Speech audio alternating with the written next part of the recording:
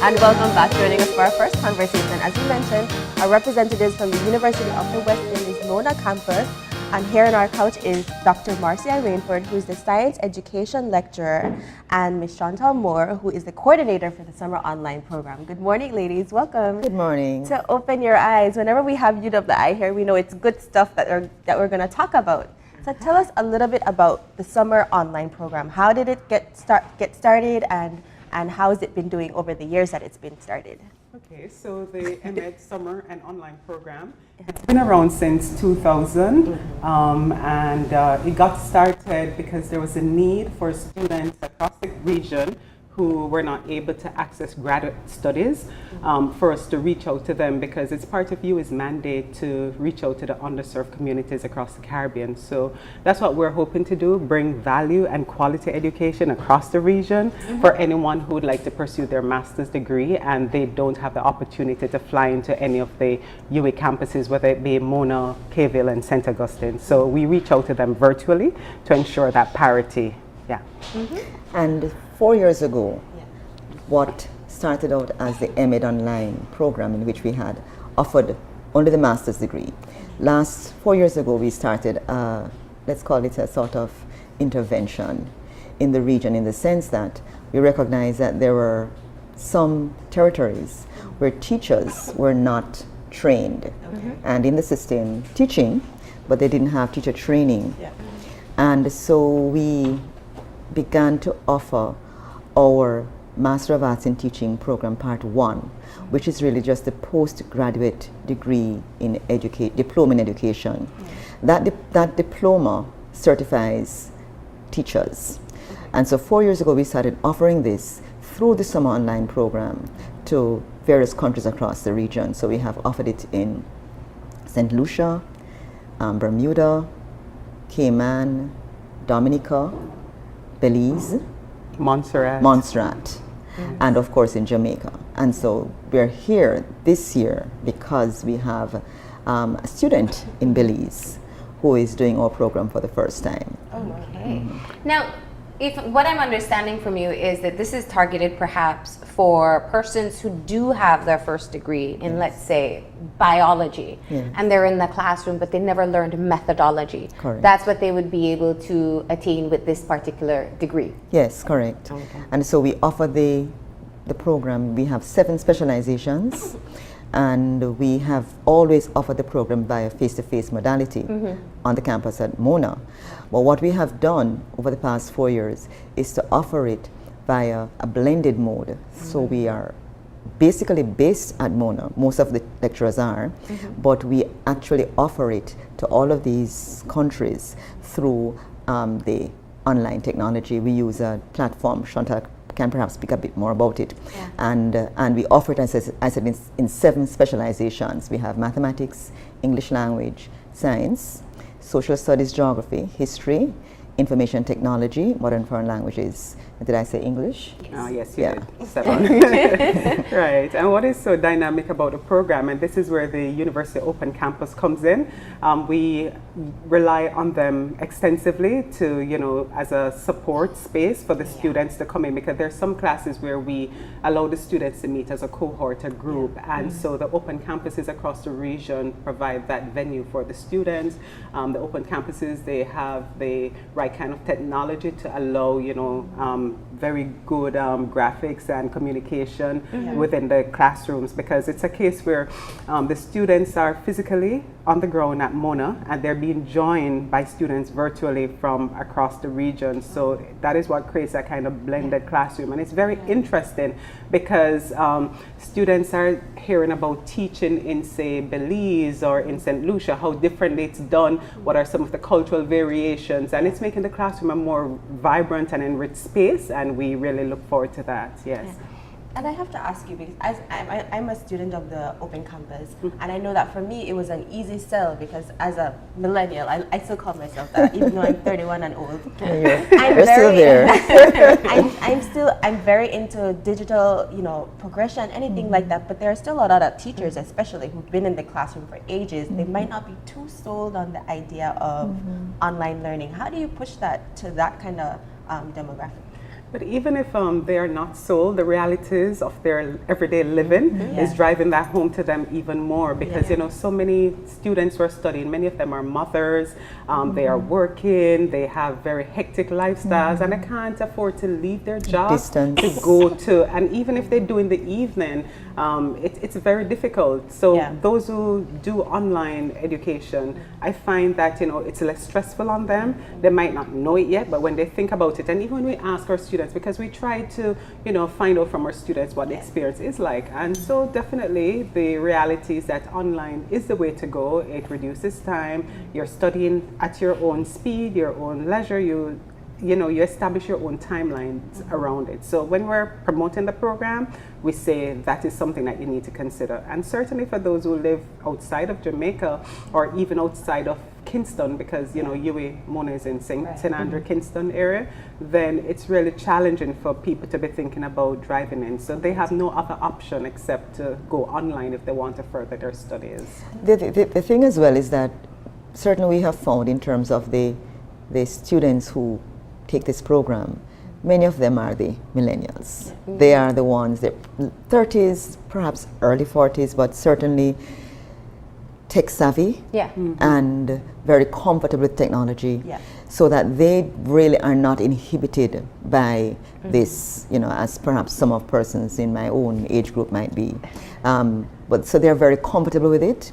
They prefer to the interaction, and they find ways to communicate, very creative ways, even as we're teaching, that makes the experience a very full and enriching experience. And we're also finding too that when you look at the enrollment for the face-to-face MAT program versus those who are doing it via virtual technology, over the 4 years we're seeing a consistent increase in the numbers for those who are choosing to do it virtually. And I don't know what will happen next year, you know, but we're seeing that increase. That's a good thing. And from your perspective on the university, and what is it like transforming a program from a face-to-face program to an online program? When I think of, for example, teacher methodology, or teaching methodology, that is, it's very instructional. You know, you want role play. You want to be able to see someone practice what they've been learning, if that's the specific skill they're learning at that time. So how do you transform what you used to do within a classroom now to online, especially with your students spread across the Caribbean? That's a very interesting question, and one of the good things about this program is that it has allowed us to explore this even in terms of our own research. And one of the things that we have, well, there's always the upfront training as it relates to how to use the technology and get comfortable with it. But we still have opportunities for practice. So we do have micro teaching, and we do it through using technology. There's a whiteboard, there's a usual PowerPoint. We sometimes do micro teaching. Students, for example, in one of my science classes, I have asked students to actually teach students, videotape it, and upload it for us to critique. We have included things like the using Pinterest boards for students to share their bulletin boards for, let us say, an introduction to a lesson. We have used I spoke about the micro teaching. We use the whiteboard in a creative space as well for students. And the Zoom technology allows us for students can share their computer screens. So we may ask them to do an activity, do 4 quick slides to share what they have learned, and then they share with others. So it really is very possible to make that space, but it is a challenge.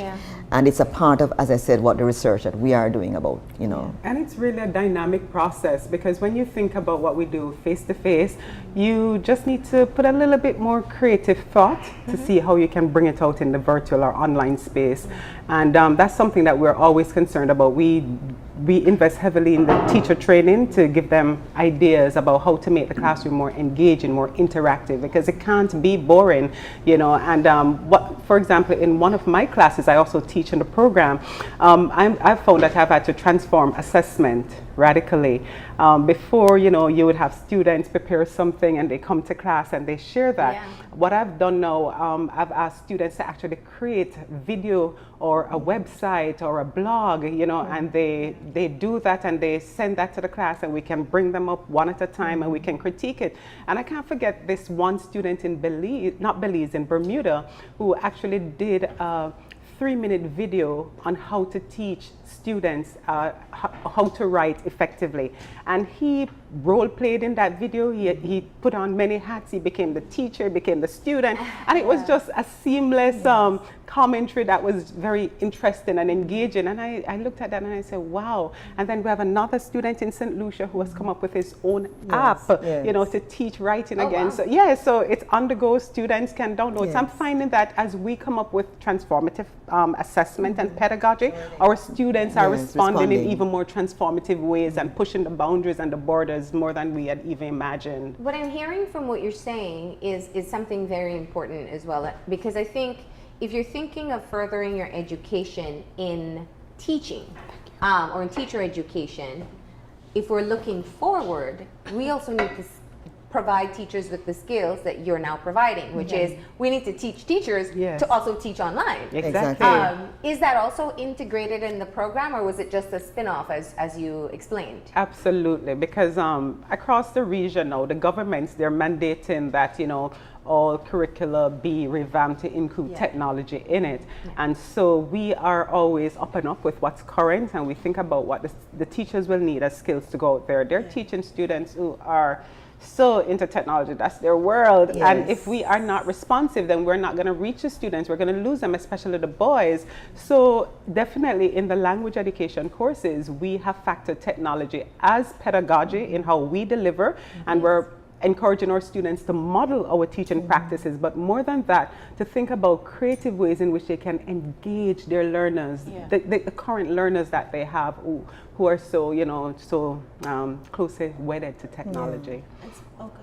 No, that's fine. Speaking of current learners, I know that in my classes, I know that our students are very vocal. They tell you what they need, what's not working for them. Tell us a little bit about the challenges that the teachers nowadays are facing. I know that we have technology in the classroom, and it's, you know, debatable whether it's appropriate or not and how often we should use it. But tell us about some of the other challenges that you hear from teachers in the classroom today. Well, I think one of the challenges that teachers face is that we have begun to expect of teachers to implement what we call constructivist oriented teaching and learning activities, where the learner becomes center and not the teacher. And the assessment activities should become more alternative, authentic, so that students begin to see value in what they're being, how they're being assessed, and they begin to, it makes sense from their own perspective. But we are locked in a system of high-stakes assessment in which students are required to pass these exams. We've just finished the CSEC examinations and CAPE exams. And we understand that if students don't pass these exams, then their life chances are stymied, it would appear. And so what we have is a sort of a dilemma for many teachers, where they may be sold philosophically on an approach to instruction that is student-centered and therefore will perhaps take greater time, but they are locked in a system that is demanding of finishing the syllabus to pass these high-stakes exams. And that, I think, is the greatest challenge that many teachers face. And as a result, the transformation in terms of their pedagogy and the way they engage the learner, they may start, you know, all gung-ho at the beginning of the semester and saying, okay, yeah, I'm really going to do this. But by the time we hit mid-semester or near to the end, when the rubber hits the road and you're being called onto the grades and the etc., then that's the greatest challenge. And that's the kind of thing that we have to we are still struggling with helping teachers to feel that level of confidence that it will happen if you continue to engage in student-centered teaching and learning activities. Do you think that's a conversation that can happen between the universities and different ministries of education across the country, the Caribbean? Yes, it has to. It has to. I mean, I think that many ministries are aware of new approaches, and they are also buying in, because certainly at home in Jamaica, the new grades primary curriculum, the national standards curriculum, which has just come on stream, that curriculum is very much student-centered. It requires all of what I have just said, but I don't know that we have connected all the dots. And I know it's the same experience that exists right across the region. So there is a need for that conversation, as you have said, to continue. And I guess some of us from where we sit need to be more bold in terms of advocating. Yes. You know, I wanted to bring that specific issue up because I think what is happening is teachers are being trained in what you call the student-centered approach, but they're immersed in a system that's so antiquated. And we face the same thing here, you know. The children are drilled mercilessly to be able to perform well in exams, and no one has taken into account whether or not that is where they can showcase their learning capacity. What is the concern in being able to pass on these skill sets to teachers through the MEd program, but the changes within the overall system take too long to come by? Because we know what happens. We get into a practice, it sticks. And it's very difficult to break out of it. What is your advice to teachers in terms of being able to hold on to the skills that they've learned in caring for the individual students' learning potential versus the demands to deliver the curriculum so the kids pass the exam? I want to say that teacher training is so very important, and that is why more governments across the region, they're pushing for that.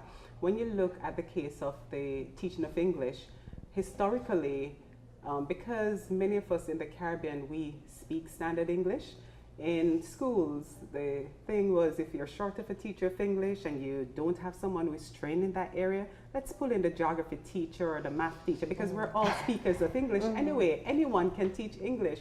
So that perception was there, and what happened was that you weren't having students being taught using the right kinds of pedagogies to get them to learn English. So with teacher training now, the emphasis is that not everyone is a teacher of English. You know, you need to have trained teachers of English teaching students English and literature. And when that happens, you're going to find that in the classrooms, the students are exposed to pedagogies that will actually help them to grasp the learning of standard English or literature. And when you have more teachers who are trained, you're going to find that they will come up with creative ways to get around the system that you have been talking about, where, you know, that push to finish a curriculum, or that push to, you know, meet certain things.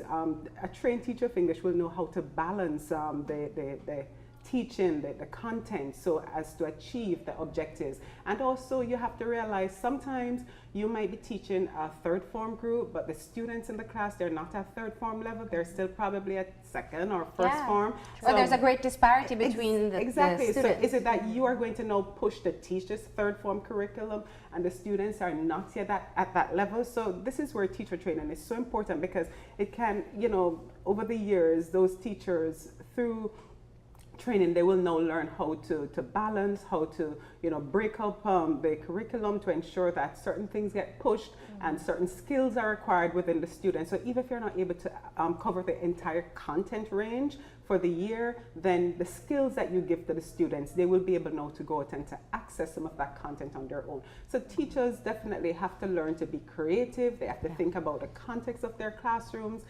They have to know how to move students to certain levels of readiness, and it can't just be them now depending on, or, you know, being married to a curriculum and dates and times. They have to know what are the needs of the students in their classrooms and work with those needs and try to push students to, you know, acquire certain standards. If I might also add, Schontal spoke about the responsibility, especially from the teacher's perspective, Yes. but there is an administrative requirement that must also be in place. And one of the things is that I think the framework for change has to come from the administration.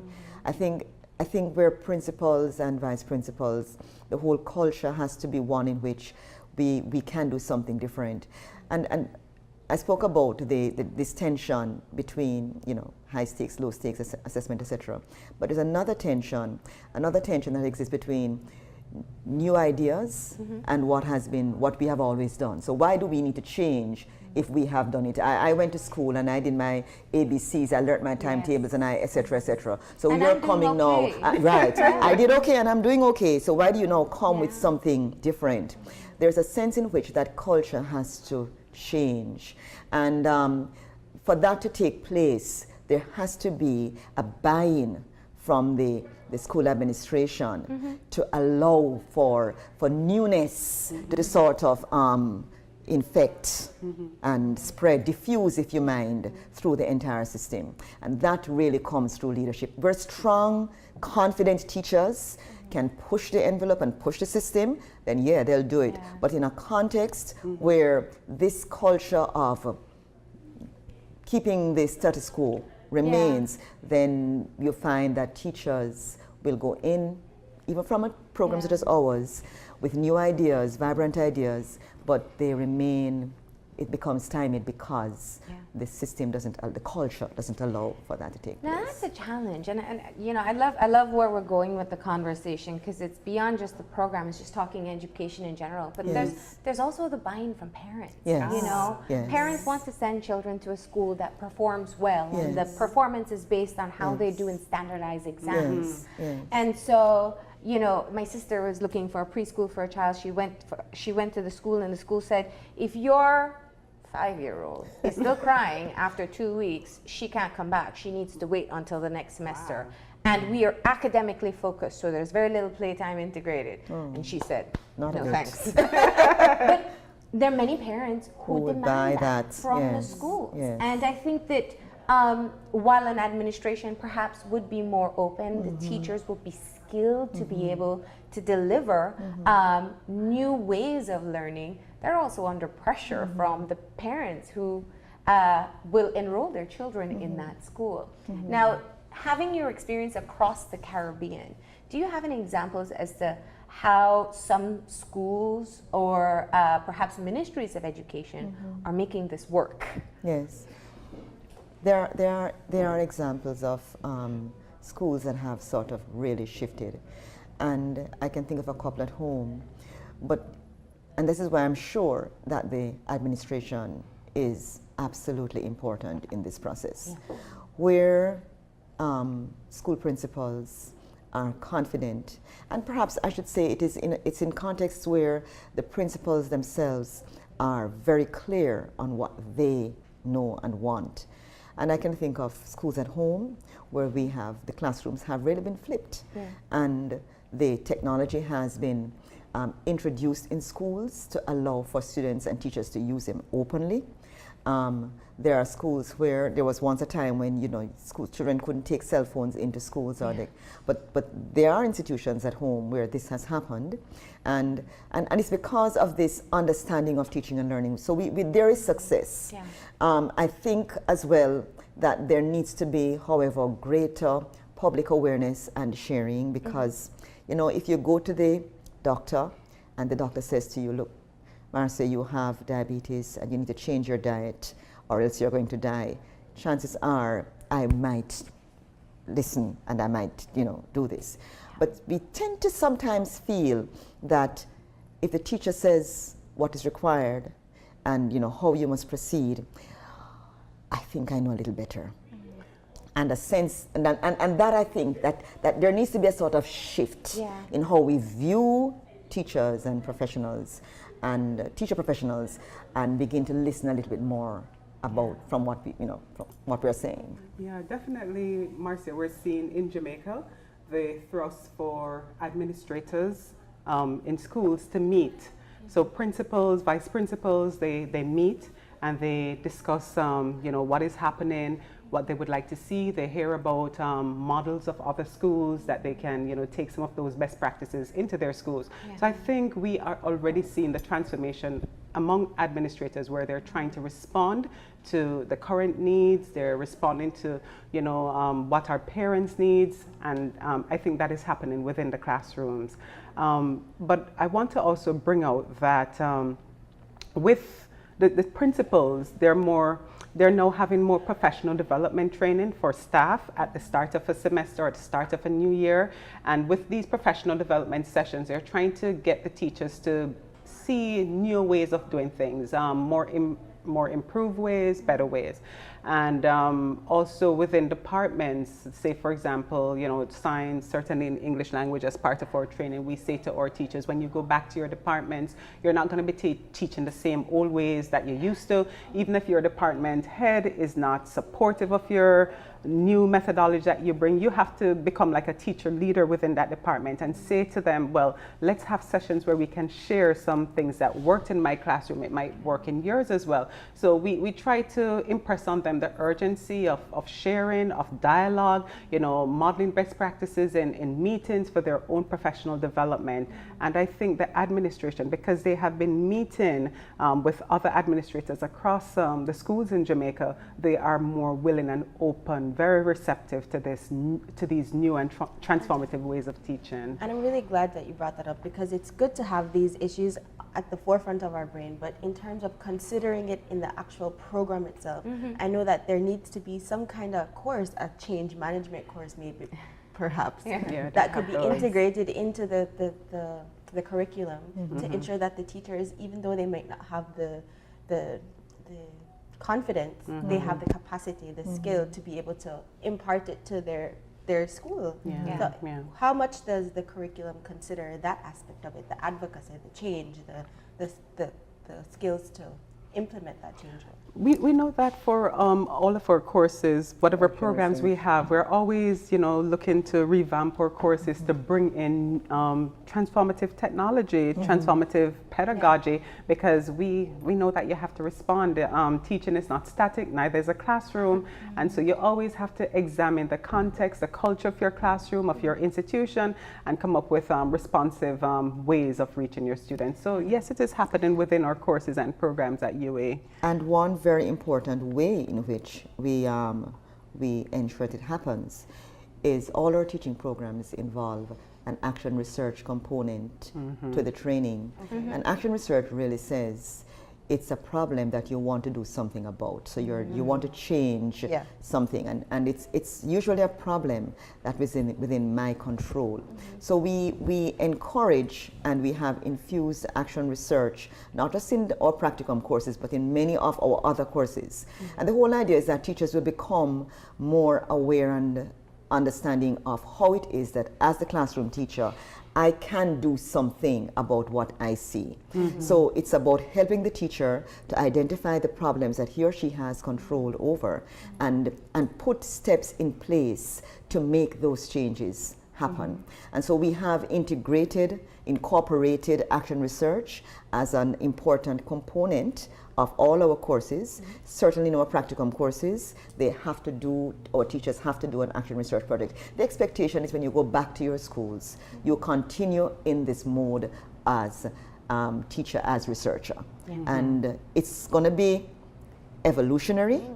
It will not be a revolutionary process, but we expect that over time we will see some changes. Dr. Rainford, you mentioned something earlier that I think is worthwhile to bring up again when you spoke about sometimes resistance to change comes very often from our own experience, and we hear this as an argument with many things. If we get into corporal punishment, we'll hear right now, I was spanked as a child, I turned out okay.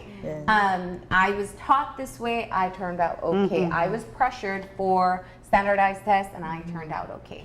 The difference is, and I think many times the counter argument is that we know a lot more now Yes. than we did before. Yes. And one of the things we do know is that our boys Yes. are flunking out of the system. Yes. That we are seeing a good number of students moving in Belize specifically into secondary school, but not that much further. And even as you move up, even less boys. Yes. What is the program when you teach teachers how to teach? What is imparted to them to help us curb this very serious problem we're seeing across the Caribbean? Yes. Yes. Well, we are really clear about that.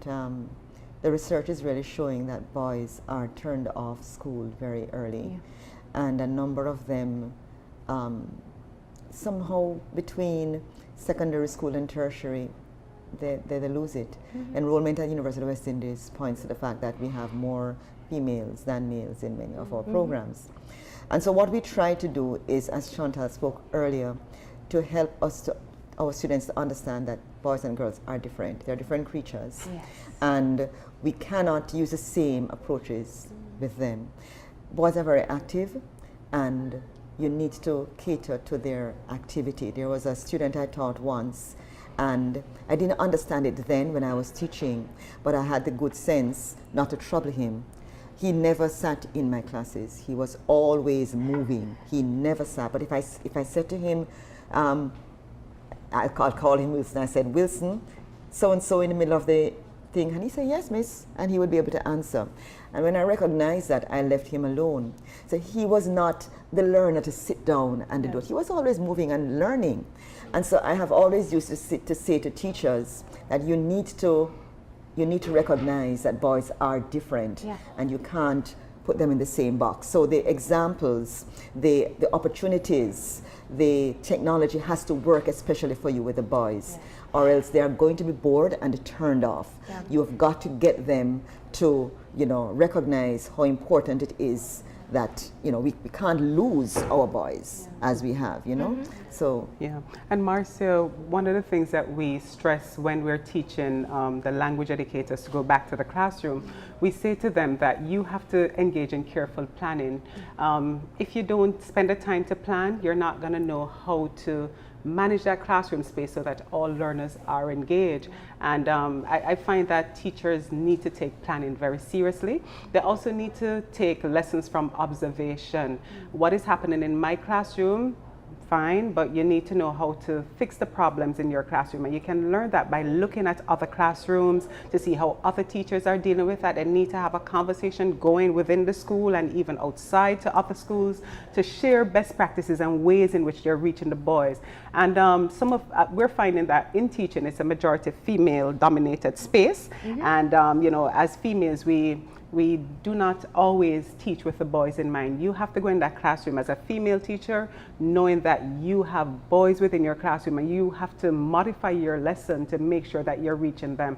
One English classroom that I went to, I remember I was very impressed by what the teacher was doing there, because that's one of the classrooms where I realized that she was really taking into account the male-female ratio and the dynamics within the class. So she was actually teaching reading comprehension, and the reading comprehension passages that she brought in had to do with mechanical stuff, car racing.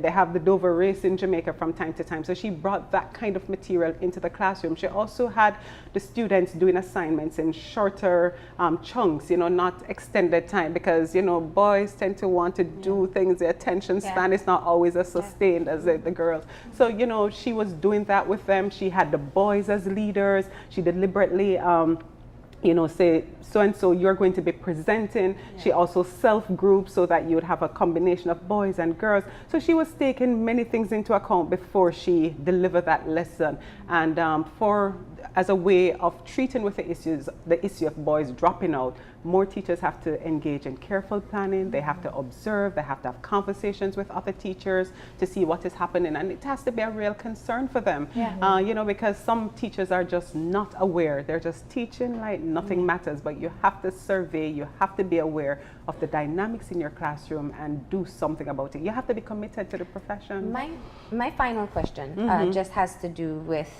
your experience as lecturers. You're working with teachers who are in the classrooms, and you're passing on this information. What seems to be the biggest aha moment where you know you've connected with them, something new that they can put into effect in their classroom? You know, there's always the question of the relevance of the curriculum that we're delivering, you know. And a lot of people see education as having a child memorize whatever the teacher tells them, and hopefully they'll memorize it for the rest of their life. But when you're working with these teachers who are in the classroom, who've been having a practice for so long, and you offer them new skills, what seems to be the biggest transformation that you find? All right. I think for me, what teachers feel most empowered to do when they leave us at UWI is they have a sense of the range of ways in which you can assess the learners, and the ways in which you can make assessment give you more information about what students know and what they can't know. So it's a whole business of understanding how to help that learner to move from where he or she is to where you want them to be.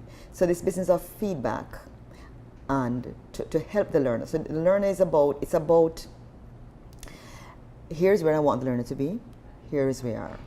Feedback is about filling that gap. Feedback is about helping the learner to know how he or she can move from here to here. Not just saying, you're doing well, it's okay, you've got an A. It's a different. So that understanding in which the teachers become more aware of how to help the learner, I think is certainly one of the things that stand out for me in my own practice as a teacher educator. Yeah, for me, within the classroom, I'm always excited about the conversations that happen. I like when students, become engaged. I like when I see behind their eyes that what I'm teaching is making a difference. They're thinking about it and how they're going to action that when they go out there. So that's all well and good, and I'm always encouraged, I'm always expecting that. But the aha moment comes for me after they leave UWI, after they leave our classroom spaces, and we try to keep in touch with our learners, and when we hear that they're actually doing some of those things, when they invite us back into their classrooms, or when we visit a school and we see that transformation, that for me is the aha moment, because then at that point I realize what we have been trying, they have gotten it. It's not for just within the classroom, the lecture with me, but it's what they do when they get out there. So when I see that happening, I feel encouraged as a teacher to continue. Well, I think the teachers listening in must be very inspired and very impressed by all the information that we receive. But for a lot of teachers, it's still down to the brass tacks. How long is the program? How much is it going to cost? So I think that's a good way for us to wrap up, and where they could get more information. All right, so we have two programs in the MEd Summer and Online program. We have the master's degree program where you have a first degree already and you want to go on now and upgrade in your area of specialization. So we offer a master's in educational administration, educational measurement, early childhood education, educational leadership, the Master of Arts in Higher Education, and we also offer teacher education. So we have those 5 on stream, and we're looking to offer 2 more, curriculum as well as English language soon. And the cost for the program, it's very, very affordable.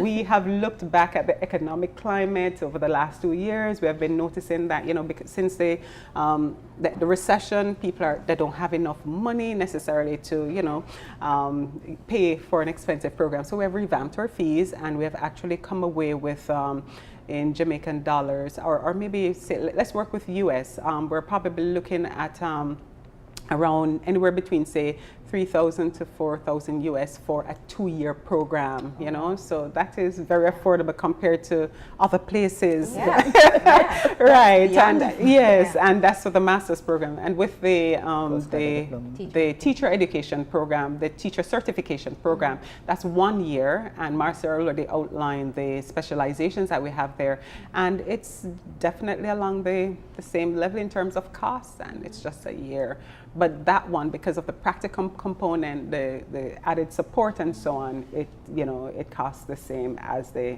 master's that is mostly online. And where can people find more information about this? All right, so the School of Education's website, you definitely can check there. You can also write to the EMED Online program. Our email address is emedonline_soe@yahoo.com. So emedonline_soe@yahoo.com.